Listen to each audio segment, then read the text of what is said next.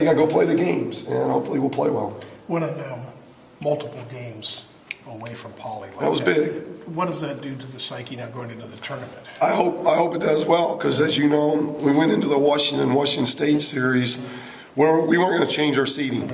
We were locked in as the 2, so it wasn't. So I wanted to see our guys' mindset, and I thought they were really good at Washington. And then for whatever reason, I was laying around and waiting for 8 o'clock last game. I have no idea. We didn't play very well. So now we go into postseason not winning 2 games in a row away from Poly. And to be able to win 3 and against those teams, Oregon, Stanford, Arizona, that's not easy back to back to back. So I hope we can carry a lot of momentum into the NCAA tournament now. The difference between saying and thinking, we can win these multiple games, and actually doing it, how's that change? Well, like I told you, when you asked me that question last week, as coaches, you got to come up with a different strategy because you haven't done it. Now that we've done it, as we go to play in the NCAA tournament, and we have to win Friday, Sunday to survive in advance, I can tell our guys, look back, we just won 3 straight games against high-quality opponents, so we've done it now. Had we not done it, we'd have to come up with some kind of other movie line to try to convince them on. In your experience, how much does momentum like you guys have right now mean when you get into the NCAA tournament? Some years it's big,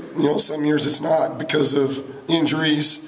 I had a very, very good New Mexico team about 3 or 4 years ago, and we had a really good seed, and we won the first round game in a struggle, and then we got beat by Washington, and we only had about 6 healthy bodies.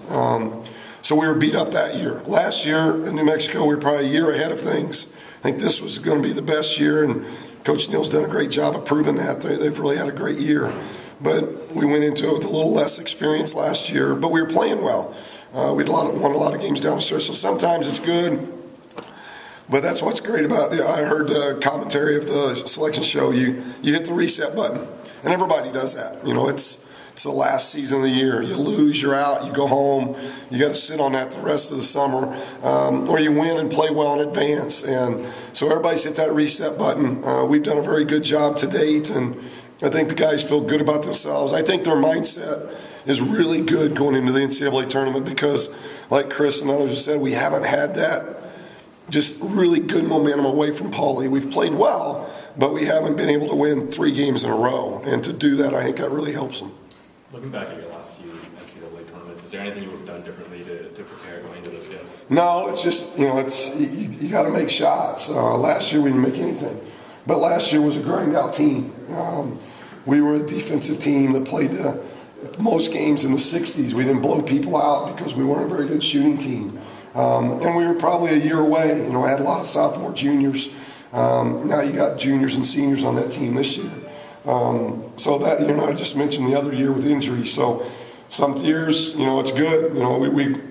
We had momentum at Missouri State, and we go to the Sweet 16 beating Wisconsin and Tennessee, and nobody would have ever predicted that. So it's who gets momentum, who gets into the tournament the quickest and gets that rhythm going.